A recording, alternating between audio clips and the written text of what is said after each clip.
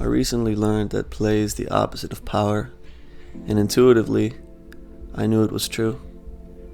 Where there is play, there is cooperation, there is laughter, there is fun, and there is happiness. To find joy in playing is not difficult. Play has taught me to develop myself with other people, and not just with myself. It taught me boundaries when I was a child, and now I apply play to every aspect of my life.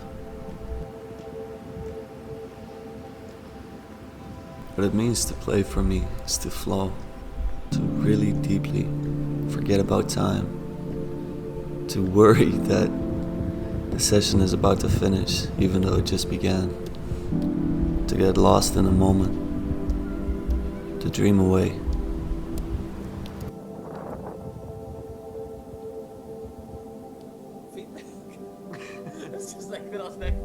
If you think you need sports or physical activity to incorporate play, you are mistaken.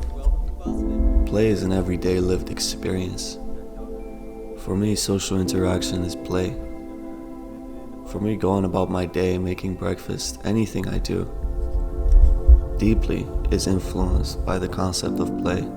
The idea that you can have fun, that you can engage voluntarily with other people or with reality itself in a playful manner is a superpower. And I cannot, after years of trying to understand what wisdom is, get away from the idea that wisdom is akin to rediscovering a childlike experience. That's why I aim to learn from children. The way they move, their bodies, is already something that we're trying to rediscover. But their mode of being is one of play. And the biggest problem with them is that they have too much fun. So that's the only thing that you want to watch. But before you get there, you have a long road to go. So don't be childish, but be childlike. That's a step up.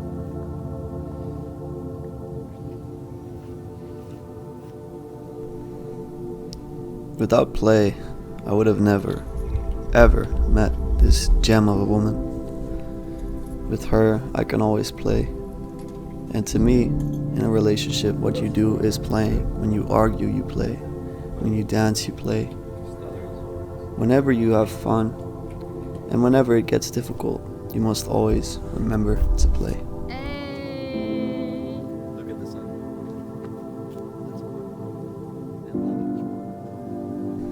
When I just met her, we mostly had very in-depth conversations, meaningful conversations, the ones that give a foundation to a good relationship.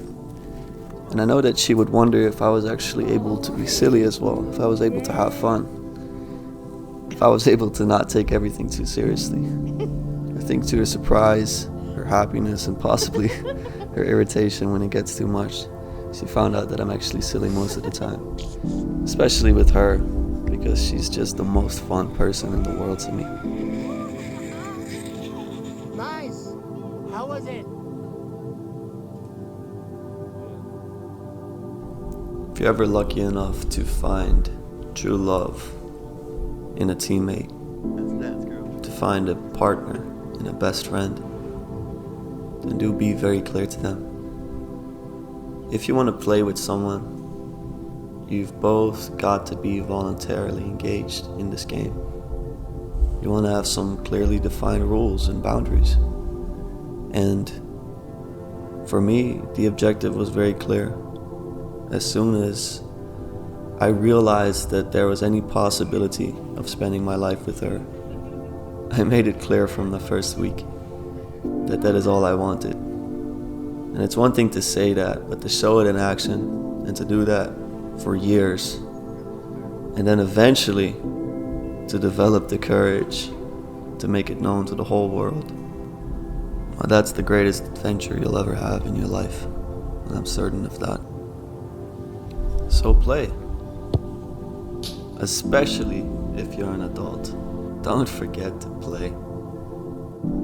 If you want to become wiser, if you want to grow and develop in this world, and if you also want to share this adventure with someone else, then play is going to be your most foundational ability for building, maintaining, and growing relationships and vice versa with yourself. Learn to play with yourself. Learn to dance with your thoughts, your fears, your feelings.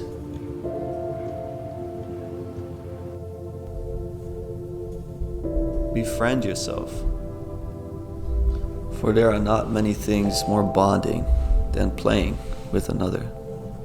So if you can do that while you're alone, by yourself, then you'll develop a bond that will last forever.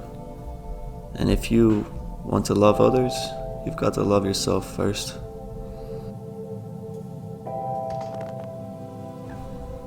The love you'll be able to give to other people will be exponentially bigger, and it will always be worth it.